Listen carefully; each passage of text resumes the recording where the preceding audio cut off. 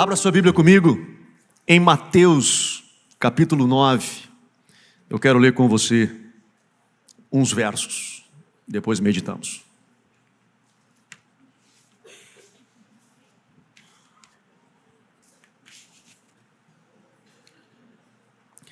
Mateus capítulo 9, nós vamos ler a partir do verso 9,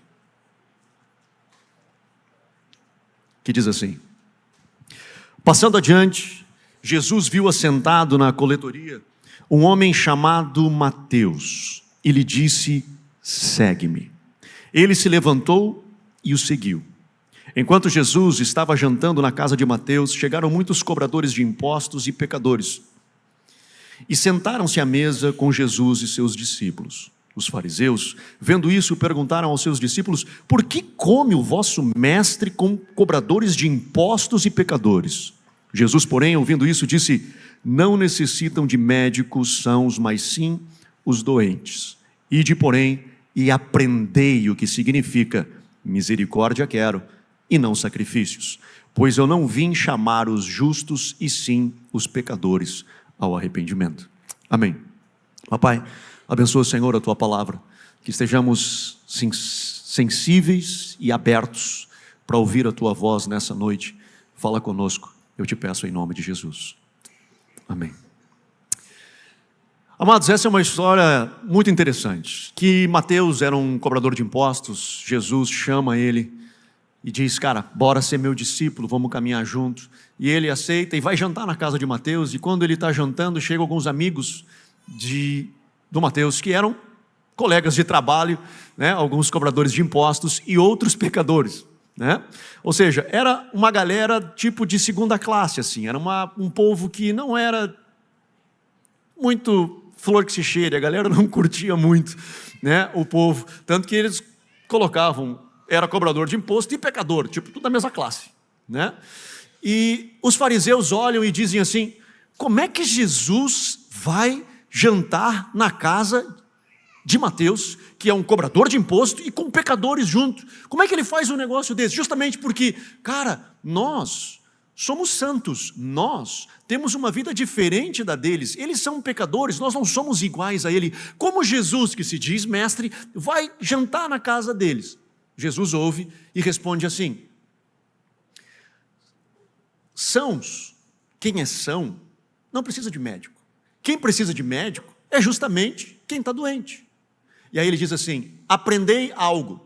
E quando ele diz aprendei algo, é porque eles não tinham entendido ainda. Eles não sabiam. Por isso que Jesus diz: aprendam um negócio. Misericórdia quero e não sacrifícios. Eu não vim trazer justos, mas sim pecadores ao arrependimento. O que Jesus está dizendo ali é o seguinte: sabe por que eu vim? Eu vim para aquele que precisa de mim.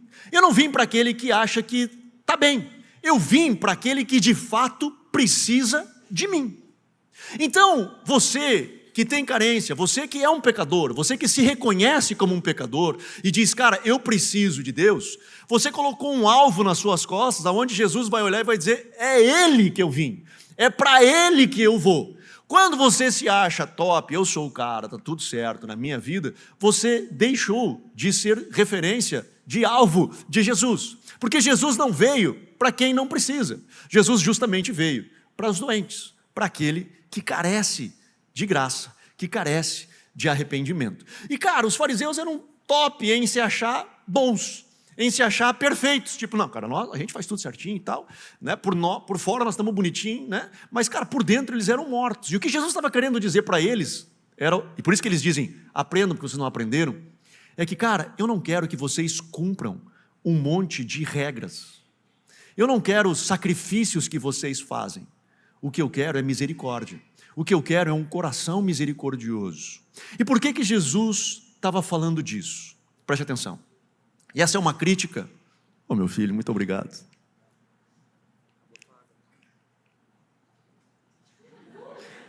Eu sabia que um dia ia ter algum retorno de todo investimento que a gente faz na vida dos filhos. Espero que não seja só isso. Estou só por um convite para jantar lá na casa nova. Pode ser churrasco. A religião As religiões, de um senso comum, no conceito de religare, que é o que a palavra diz, de conectar o homem a Deus.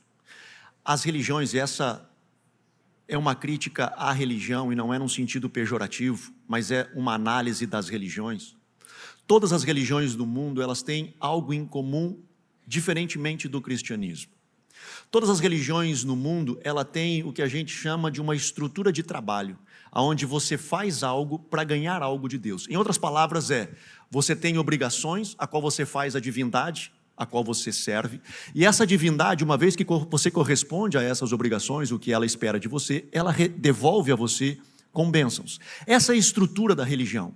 Então, por exemplo, os muçulmanos, né, o islamismo, você tem 5 passos que você precisa fazer para que Alá, o teu Deus, te responda de forma que você seja abençoado. E essa é uma verdade. Se você corresponder à divindade, a divindade te abençoa. É igualmente verdade que se você não corresponde à divindade, você sofre as consequências disso. Nós vemos, por exemplo, no hinduísmo, e aí de novo, não é uma crítica pejorativa, mas é uma análise à religião. Tem 7 passos. Se você fizer os 7 passos, você vai alcançar o nirvana.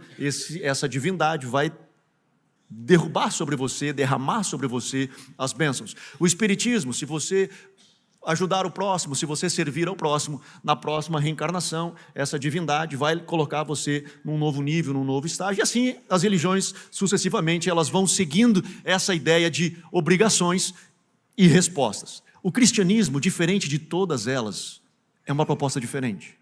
Enquanto todas as religiões, em um senso comum, têm uma ideia de um esforço humano para se conectar com Deus, o cristianismo é um esforço de Deus de se conectar com o homem.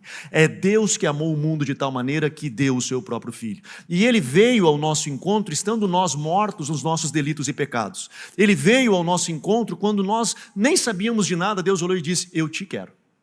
Então a fé cristã, ela é diferente, é graça de Deus, é um favor imerecido de que nós não merecíamos a salvação e Deus veio ao nosso encontro e nos restaura. Sabe qual é o problema? É que muitas das vezes nós, na fé cristã, acabamos fazendo dela a mesma coisa. Numa ideia de troca de Deus, onde eu jogo para Deus algumas coisas e Deus tem que me responder conforme aquilo que eu fiz.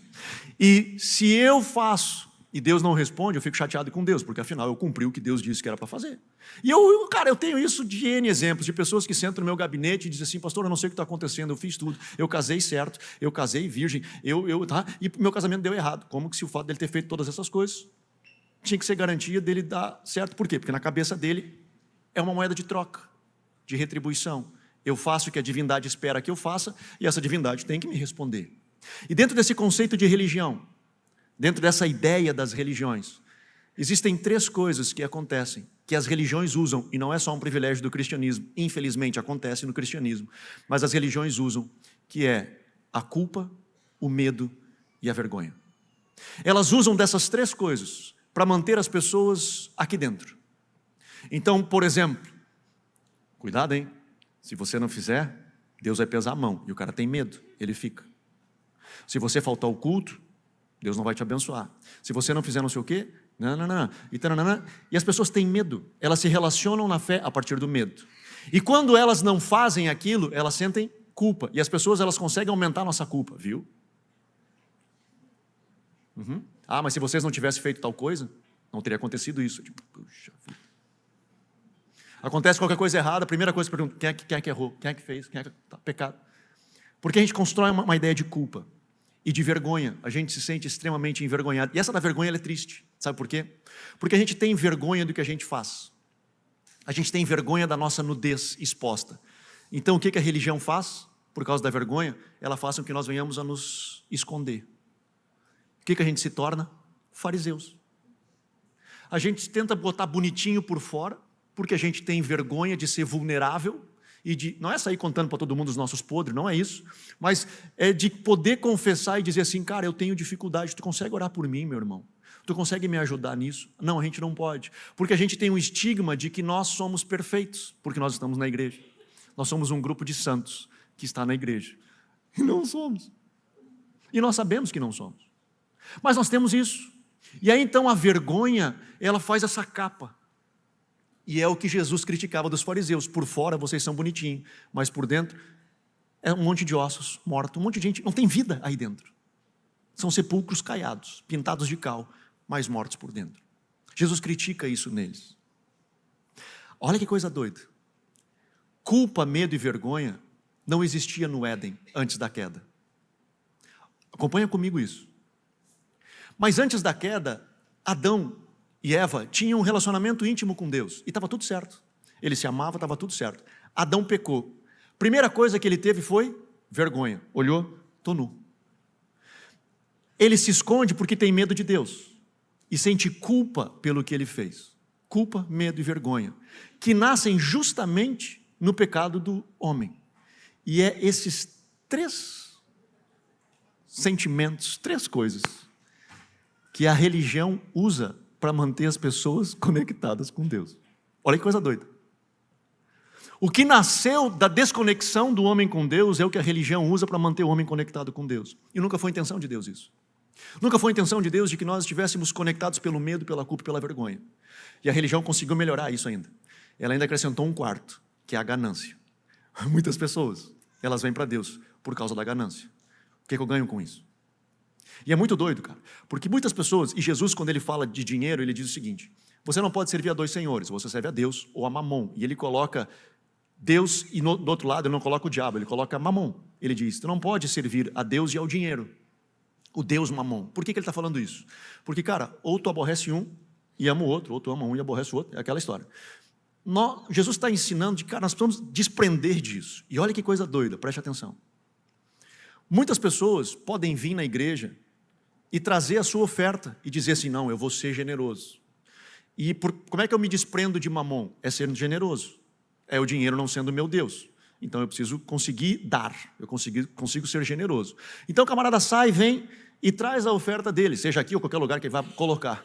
E ele pode estar fazendo isso, colocando o dinheiro aqui, agarrado em Mamon. Quando ele coloca aqui, acreditando que o fato dele estar dando aqui, não é que ele está dando aqui porque ele acredita que se ele colocar aqui, ele vai prosperar.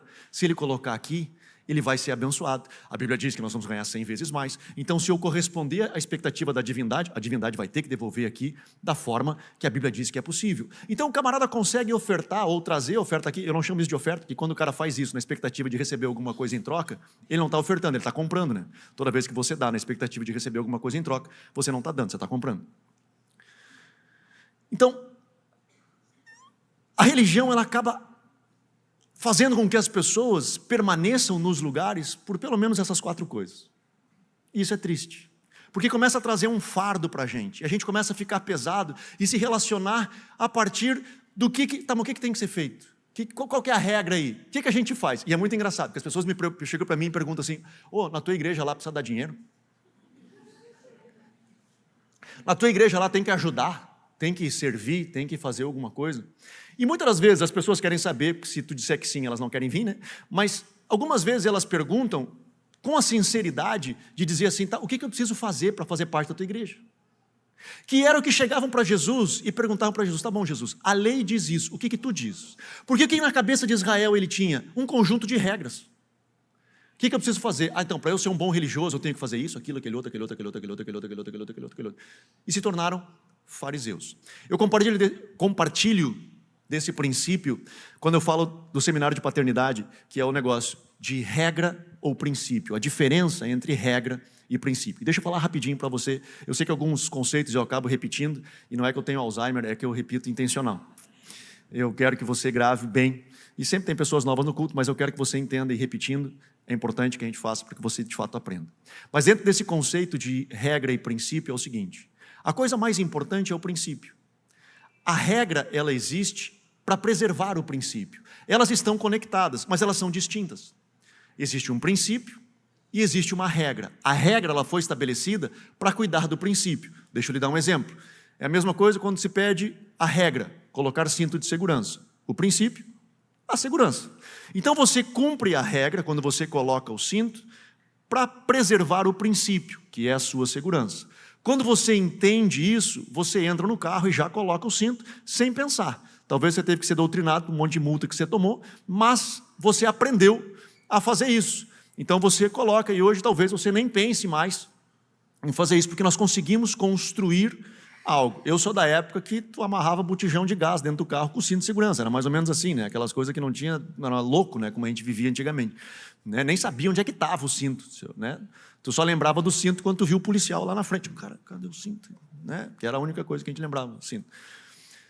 Cara, mas hoje mudou, porque a gente entendeu um conceito. Ou quando a gente chega para os nossos filhos, por exemplo, e diz assim, não, cara, eu não quero que vocês cheguem tarde em casa, né? Quando são adolescentes, por exemplo. Eu quero que você tenha uma regra, você tem que estar em casa às 11 horas da noite, sei lá. Por quê? Porque, cara, eu me preocupo contigo, eu me preocupo que tu esteja bem. Então, quando os filhos entendem a regra, cumprir a regra é tranquilo, porque ele compreendeu a razão pela qual da regra, que é o princípio. Isso me cuida, isso me preserva. Deus fez a mesma coisa conosco. Ele nos deu um livro de regras. Tem um monte de mandamento, um monte.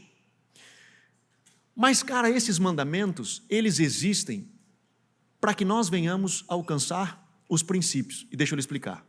A Bíblia diz assim, que o nosso pecado faz separação entre nós e Deus, fala Isaías. Então, os nossos pecados nos separam de Deus.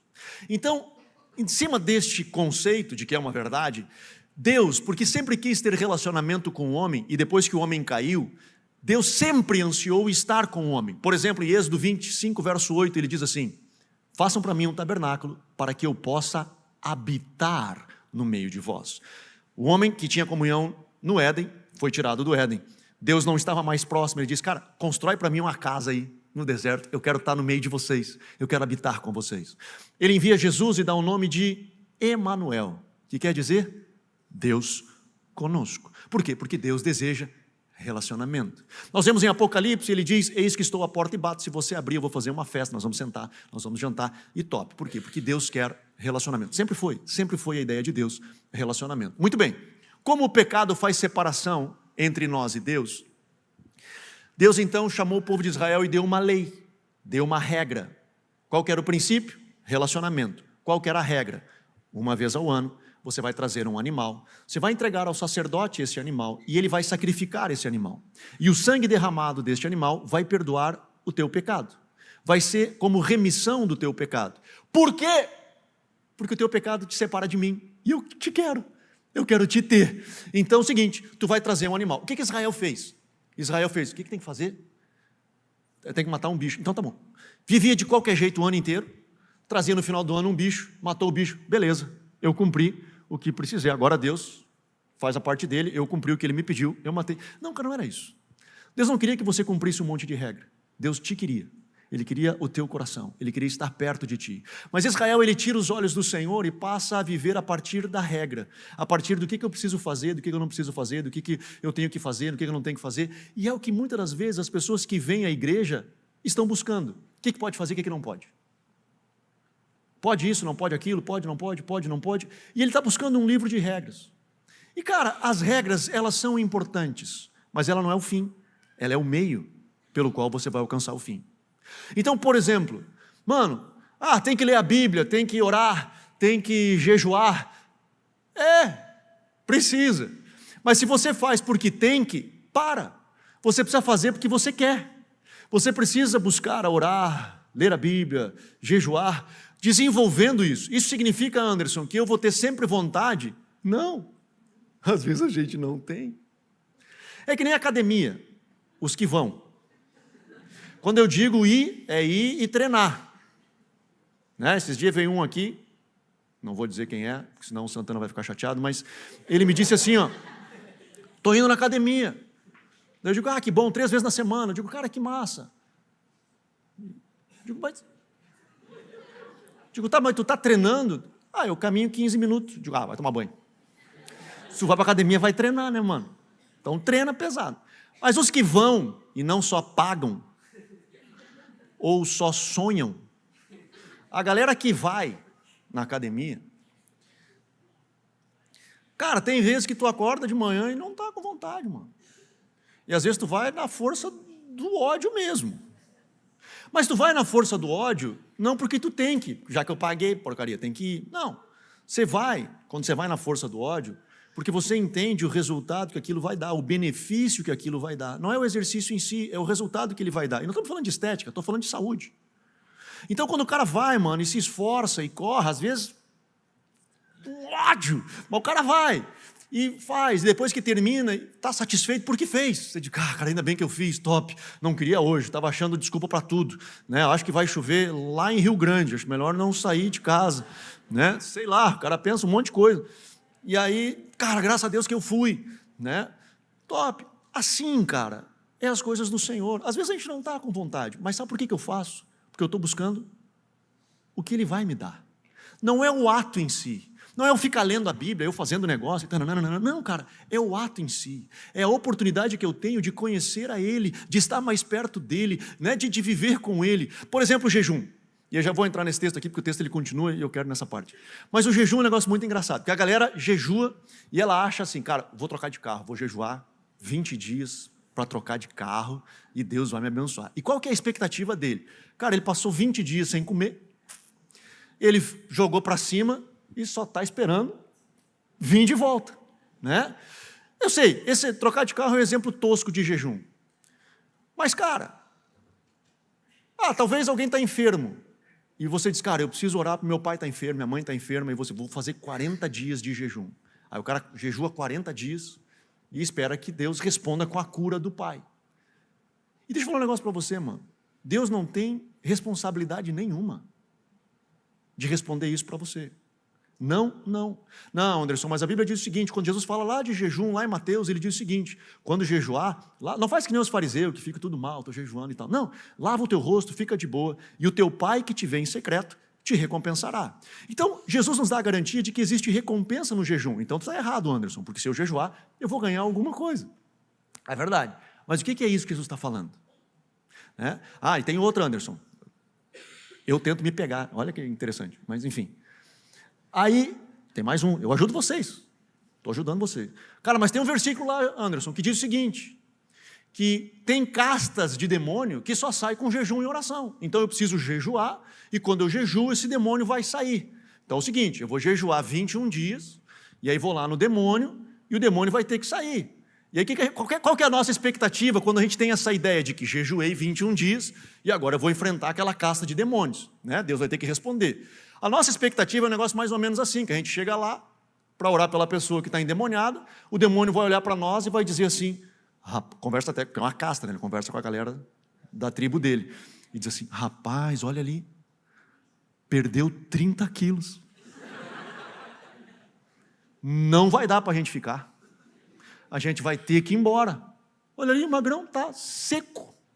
Vamos ter que ir embora. É claro que não, mano. O demônio não está nem aí se você está magro, gordo, verde, azul, amarelo, não está nem aí para você. Então por que Jesus diz assim, quando eu jejuo e essa casta só sai com jejum e oração? O que ele está querendo dizer? É que, mano, quando eu vou jejuar, eu morro para mim mesmo e permito que Jesus venha na minha vida. Então quando eu chego para orar pelo endemoniado, o demônio vai sair porque a presença de Jesus na minha vida é maior do que aquele que está no outro. E portanto o demônio vai sair. Então o benefício que eu tenho de jejuar, a recompensa que eu tenho de jejuar, é que Deus vai vir ao meu encontro. Então quando eu tenho alguém enfermo e eu passo 40 dias jejuando, não é que eu diz, Jesus, eu jejuei 40 dias, tu vai ter que curar o cara lá. E você está jejuando para você morrer, Jesus vir sobre você, e você cheio da graça de Deus vai, impõe a mão sobre o enfermo, declara a cura, e o Senhor vai estabelecer a cura, porque a autoridade do Senhor está sobre você. É disso que Jesus fala aqui, olha isso aqui. O verso 14. Depois que Jesus está dando nos fariseus, dizendo, gurizada, para de começar a construir um conjunto de regras para vocês viverem a partir das regras, misericórdia eu quero é relacionamento, eu quero graça e não sacrifício, não um monte de coisa que você fica jogando para cima na expectativa que as coisas voltem para baixo através de Deus, eu quero relacionamento contigo, aprendam isso. Aí ele diz o seguinte, a galera, os caras ficam no bico, né, e olha isso. Verso 14. Então vieram os discípulos de João, dizendo, por que jejuamos nós e os fariseus muitas vezes, mas os teus discípulos não jejuam? Respondeu Jesus. Podem estar tristes os convidados para o casamento enquanto o noivo está com eles? Dias, porém, virão em que o noivo lhes será tirado, e nesses dias jejuarão. Não parece estranha essa fase de Jesus? O que tem a ver noivo, jejuar, não tá? Eles perguntam assim, chegam para Jesus, Jesus, Eu não estou entendendo. Os discípulos de João jejuam. Tem uma regra aí. Não tem um mandamento aí? Jejuar. Vamos jejuar. Tá bom. Os discípulos de João jejuam. Até os fariseus jejuam. E os teus discípulos não. Por que não? Jesus responde assim. Sabe por que não? Porque eles não vão jejuar enquanto o noivo está. E ele se referia ao noivo? A ele. Vai chegar o dia que o noivo não vai estar. E quando o noivo não estiver, eles vão jejuar. Por quê? Porque o jejum atrai o noivo. Eu não jejuo pela bênção, eu jejuo para tê-lo. Eu não jejuo para alcançar suas mãos, eu jejuo para alcançar sua face. É por isso que eu jejuo, para buscar a Ele. E por isso que Ele diz, cara, vai chegar o dia que eu não vou estar mais aqui e você vai precisar que eu esteja. Então você vai jejuar, você vai orar, você vai ler, você vai cumprir mandamentos, cumprir regras, mas não é a regra pela regra. Você vai fazer pelo princípio que ela te traz, pelo benefício que ela te traz. Por isso que Oséias diz, conheçamos e prossigamos em conhecer ao Senhor. Nós precisamos numa jornada de conhecer a Deus, assim como Paulo disse, eu considero tudo como perda, pelo prazer de conhecer a Cristo e ser achado nele. Essa era o objetivo de vida de Paulo, o apóstolo Paulo. O apóstolo Paulo passava uma vida inteira com o objetivo, Senhor, eu quero te conhecer. E ele encerra, eu não vou ler para a gente ganhar tempo, mas ele encerra essa parte dizendo assim, ninguém põe remendo novo em pano velho, ninguém põe vinho novo em odre velho.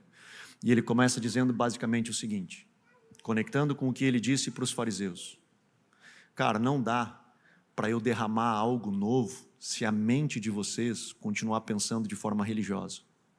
Se vocês não aprenderem que misericórdia eu quero e não sacrifício. Então você vai ter que mudar a sua mentalidade religiosa e entender que eu te quero mais do que a tua obediência. A tua obediência ela é importante, porque ela vai me trazer até mim, mas não é obediência pela obediência. Não é o que você faz, é porque você faz o que faz. É como você caminha nessa jornada. É como você anda nesse trilho, neste caminho estreito, que é o caminho da fé, de mãos dadas com Ele. Reconhecendo, cara, que nós somos pecadores, reconhecendo que nós temos dificuldades. Eu não sei se eu falei nesse culto agora, porque eu já nem lembro mais agora. Que eu preguei nos outros dois, então não sei se eu falei nesse ou nos outros. Acho que agora eu estou com Alzheimer. Não. Mas, cara, olha que coisa doida. Eu falei que aqui agora nesse culto que o mundo reclama da gente, que a gente é hipócrita. As pessoas lá fora, cara, nos criticam e nos chamam de hipócritas, porque dizem que nós pregamos uma moral de cuecas, né? Que nós queremos ditar moral para eles e escândalos acontecem toda hora no nosso meio. E é verdade. Nós temos escândalos de pastores, de pessoas, adultérios, roubos, hoje cada vez mais pecados sexuais, infelizmente, não é um privilégio, né, dos evangélicos, mas também da Igreja Católica, enfim, nós temos N histórias de coisas e eles têm razão em nos criticar. Olhar para nós e dizer, cara, vocês são os hipócritas, porque vocês ficam tentando dizer para a gente o que é certo, qual que é o caminho certo a viver, mas nem vocês aí dentro conseguem viver. Cara, é verdade. Não posso nem criticar, é verdade. Por outro lado, o que as pessoas não veem é que nós que estamos sentados aqui, todos nós que estamos sentados aqui, nós estamos sentados aqui por uma razão, porque nós reconhecemos que nós precisamos de um Salvador. Ao contrário deles que acham que eles estão certos na sua moral, nós estamos aqui dizendo, cara, eu realmente preciso de um Salvador. Eu sou doente, eu tenho espiritualmente uma necessidade de me encontrar com Deus. Por isso que eu estou aqui. Eu não estou aqui porque eu sou bom, eu não estou aqui porque eu sou perfeito, eu não estou aqui porque eu tenho moral, eu estou aqui porque eu reconheço que eu estou em um processo. Eu estou caminhando, buscando me tornar cada vez mais a imagem de Jesus, buscando me tornar cada vez mais semelhante a Cristo, mas eu estou numa jornada e eu careço do meu Salvador. Por isso nós estamos aqui. O dia que nós acharmos que nós estamos bem, nós perdemos a necessidade de um Salvador. As pessoas reclamam, mas a igreja não é perfeita. Ela será um dia, quando Jesus voltar. Até lá, a nossa imperfeição declara a nossa dependência de Deus. Não justifica. Não é que nós vamos ficar vivendo imperfeitos por causa disso, mas ela demonstra a nossa vulnerabilidade, ela nos expõe a nossa necessidade por um Salvador. Carecemos. Meu irmão, o que eu quero dizer para você é o seguinte: se porventura, e eu encerro com isso, se porventura, o que eu quero dizer basicamente é isso, se porventura você tem lido Bíblia, orado, jejuado, não perdido um culto, e a fonte disso, a origem desse sentimento é culpa, medo, vergonha ou até ganância, para. Reveja os seus princípios. Reveja seus conceitos. Não estou dizendo que você não deve de ler a Bíblia. Não estou dizendo que você não deve de orar. Não estou dizendo que você não deve de jejuar. Pelo contrário. Mas faça isso pela motivação correta. Faça isso porque você deseja encontrá-lo. Faça isso por amor. Faça isso dizendo: Senhor, eu estou buscando e me esforçando porque eu quero te conhecer. Eu quero estar contigo. Eu quero estar perto de ti. Te revela a mim. Senhor, me ajuda na minha caminhada. E quando eu tropeço, eu vulneravelmente me exponho, digo: Senhor, errei, pequei, me perdoa, me ajuda. E a gente dá a mão ao Espírito Santo e continua caminhando. Porque precisamos de um Salvador. Amém?